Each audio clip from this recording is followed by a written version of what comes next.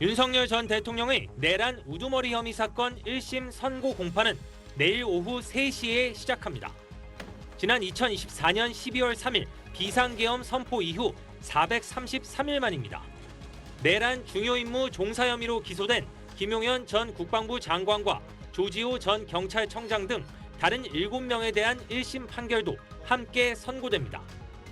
핵심 쟁점은 비상계엄 선포가 사법적 판단의 대상이 될 수 있는지, 내란죄의 요건인 국헌 문란 목적이 인정되는지 등입니다.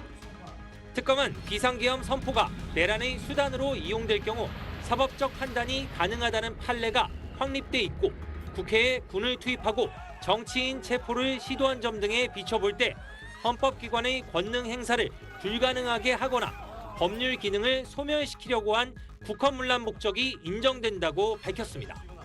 우리 헌정사에서 전례를 찾기 어려운 반국가 세력에 의한 중대한 헌법 질서 파괴 사건이라 할 것입니다. 하지만 윤석열 전 대통령 측은 비상계엄은 사법적 판단의 대상이 될 수 없고 국회 의결 방해나 정치인 체포 등을 시도한 적이 없다며 국헌 문란 목적이 인정될 수 없다고 주장했습니다. 민주당의 호루라기에 맹목적으로 달려들어 물어뜯는 이리떼들의 모습이라는 생각이 듭니다. 앞서 한덕수 전 총리와 이상민 전 행안부 장관 사건을 맡았던 재판부들은 12.3 비상계엄과 관련해 내란죄가 성립한다며 유죄 판결을 선고했습니다. 내일 윤석열 전 대통령에게도 유죄가 선고된다면 정상 참작 감경 없이 내란 우두머리죄의 법정형인 사형 또는 무기징역이 선고될 가능성이 높습니다. 과거 12.12 군사 반란 등과 관련해 내란 수괴 등 혐의로 기소됐던 전두환 씨는 1심에서 사형을 선고받았는데 2심에서 무기징역으로 감형됐고 이후 대법원에서 확정됐습니다.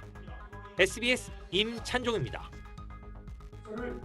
윤석열 전 대통령의 내란 우두머리 혐의 재판은 구속 기소 한 달 뒤인 지난해 2월 첫 절차가 시작됐습니다.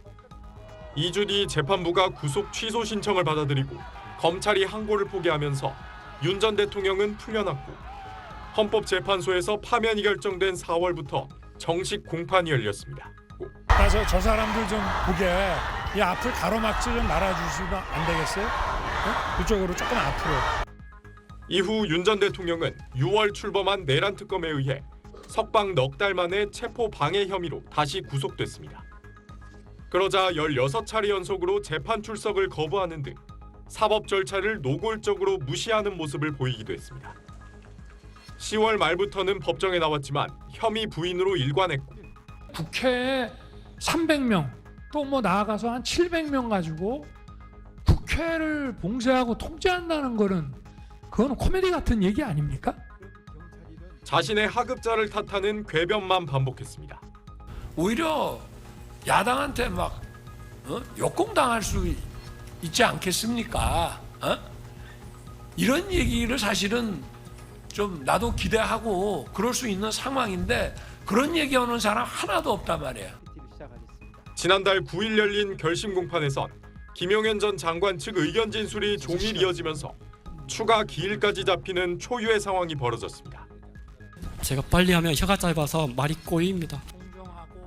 나흘 뒤 다시 열린 최종 결심 공판에서 윤 전 대통령은 반성 없이 여전히 음모론과 계몽령을 내세웠고 망국적인 국회 독재에 이제는 주권자인 국민을 상대로 비상벨 울릴 수밖에 없다고 생각합니다. 친위 쿠데타를 이렇게 하는 거 보셨습니까? 특검팀은 사형을 구형했습니다.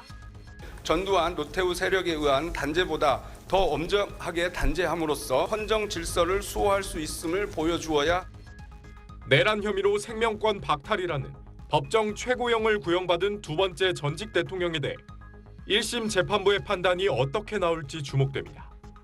SBS 김덕현입니다. 한덕수 전 총리 재판에서 공개된 재작년 12월 3일 밤 당시 대통령실 CCTV입니다. 비상계엄 선포 2시간 반 전 조기 호출된 이른바 8시 멤버. 이들은 윤석열 전 대통령에게 단전 단수 등 계엄 지시사항 문건을 받았습니다. 12.3 내란의 절차적 정당성을 부여하기 위해 김용현 전 국방장관이 손가락 하나를 들며 국무위원이 한 명만 더 오면 정족수를 채울 수 있다고 표시하는 모습도 그대로 담겼습니다. 헌법과 법률이 정한 실체적, 절차적 요건도 충족하지 못한 상태에서 비상계엄을 선포하고 계엄을 끝까지 반대했다던 한 전 총리와 이상민 전 행안부 장관 주장을 법원이 거짓으로 판단한 주요한 근거도 대통령실 CCTV 영상이었습니다. 최상목 조태열이 대접견실에서 일어나 윤석열에게 반대 의사를 표시할 때에도 별다른 의견을 표명하지 않았고 다른 사람들이 모두 퇴장한 상황에서 피고인이 문건을 꺼내어 한덕수에게 보여주며 설명하는 장면이 녹화되어 있다.